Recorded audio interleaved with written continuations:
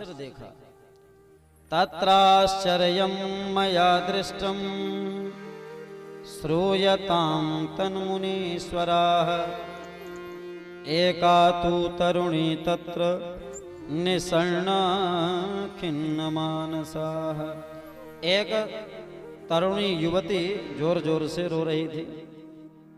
उसके बगल में दो बूढ़े लेटे थे। सुंदर सुंदर माताएं उसकी सेवा कर रही थी। कोई पानी पिला रही है, कोई सिर दबा रही है, कोई चरण दबा रही है, कोई पंखा डुला रही है। लेकिन रोती बिलखती देवी को देख करके मेरा हृदय पिघल गया। महिलाओं के बीच में मैं जाना ठीक नहीं समझा तो वापस चल पड़ा। और जैसे ही मुझे वापस होते हुए देवी ने देख लिया तो जोर से चिल्ला पड़ी, भो भो साधो क्षणं तिष्ठ मच्चिन्तामपि नाशय। दर्शनं तव लोकस्य सर्वथा गहरं परम। हे नारद जी महाराज, ठहरिए ठहरिए। अरे आप जैसे महात्माओं के अगर दर्शन हो जाएं तो पूरे संसार के समस्त पाप क्षण भर में नष्ट हो जाते हैं। बोलो जय सिया राम। कथा समझ में आ रही है ना? हाँ। नारद जी महाराज ठहर गए और उस देवी से परिचय पूछा। कासित्वं का विमोचे मां। देवी तुम कौन हो? ये सुंदर स्त्रियां कौन है? ये दो बूढ़े जो बगल में लेटे हैं ये कौन है? तब उस देवी ने अपना परिचय दिया। अहम भक्तिरिति ख्यात इमौ में तनयौ मतौ। ज्ञान वैराग्य नामानो काल योगेन जर्जरो। हे नारद जी, मेरा नाम है भक्ति। बोल भक्ति महारानी की जय हो। ये जो बूढ़े लेटे हैं ये कोई और नहीं है, मेरे ही बेटा ज्ञान वैराग्य हैं, जो काल के योग से बूढ़े पड़ गए।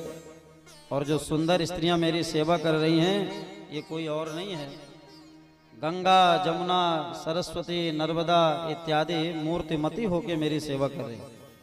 गंगा महारानी पानी पिला रही हैं, यमुना जी सिर दबा रही हैं, सरस्वती मैया पंखा डुला रही, लेकिन फिर भी भक्ति महारानी रो रही।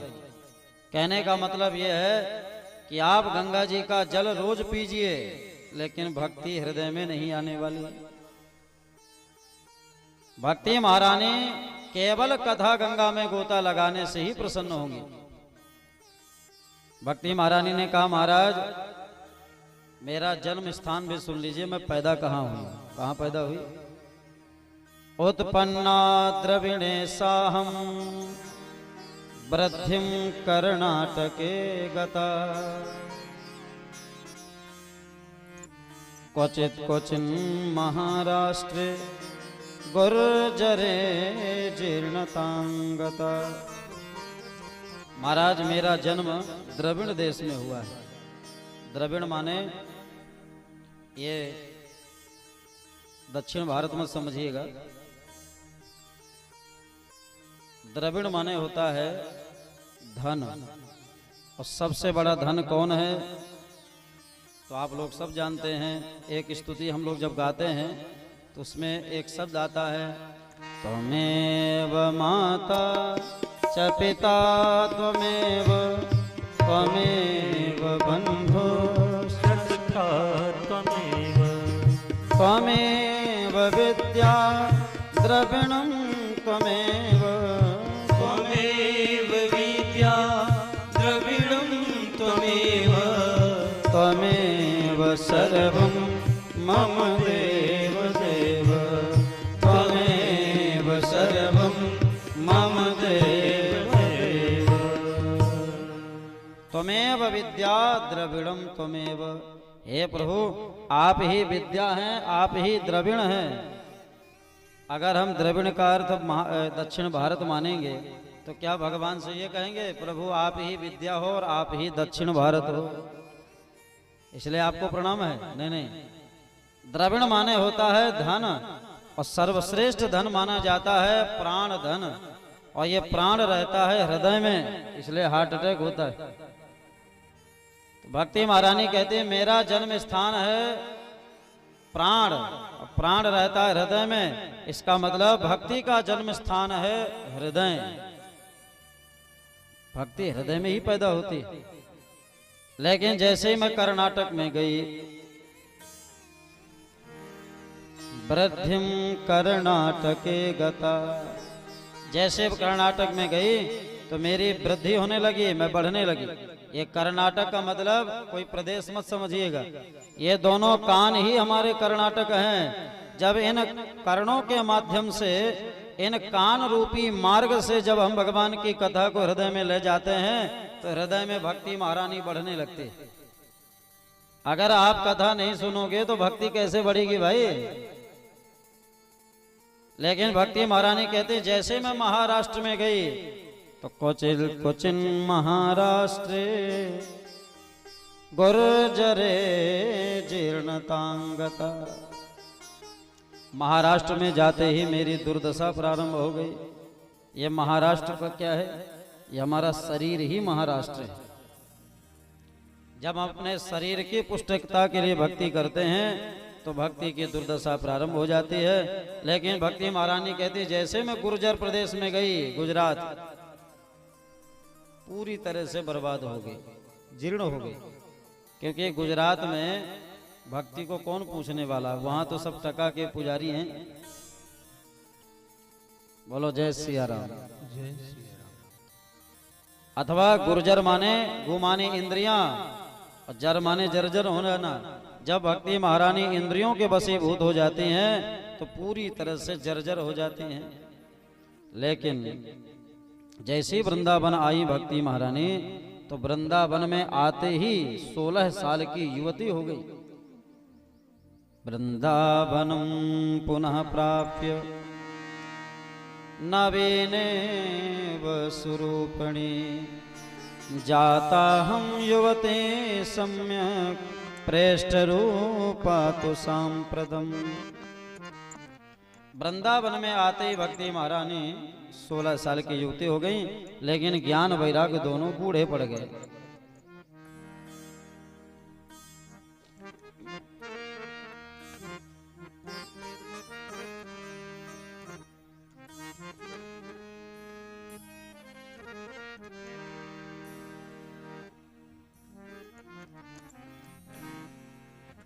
भक्ति महारानी ने कहा नारद जी मेरे ज्ञान वैराग्य बूढ़े क्यों पड़े, बस यही सोच करके मैं रो रही हूं।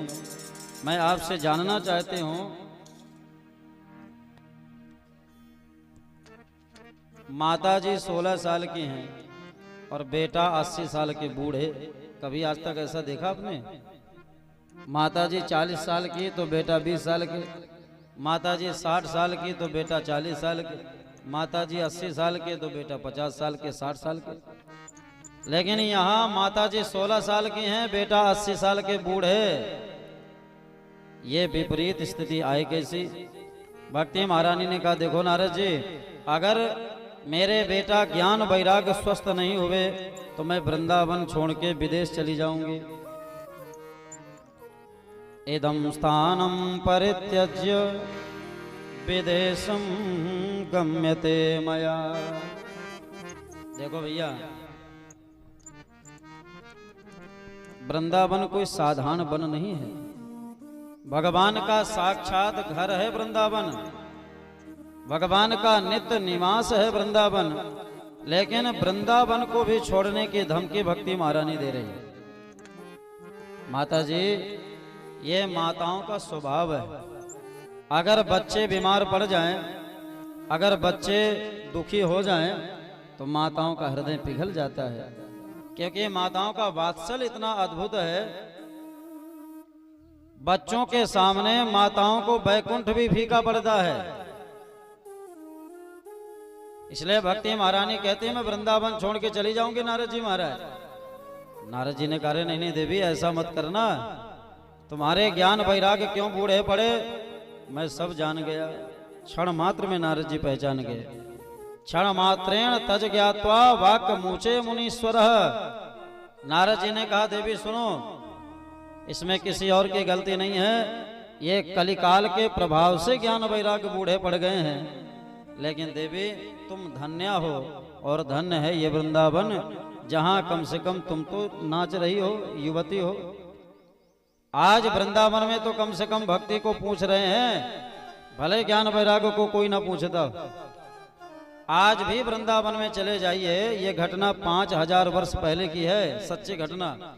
लेकिन आज भी जाइए तो आज भी वृंदावन में कण कण में, जन जन में, हर तरफ केवल भक्ति का वातावरण है।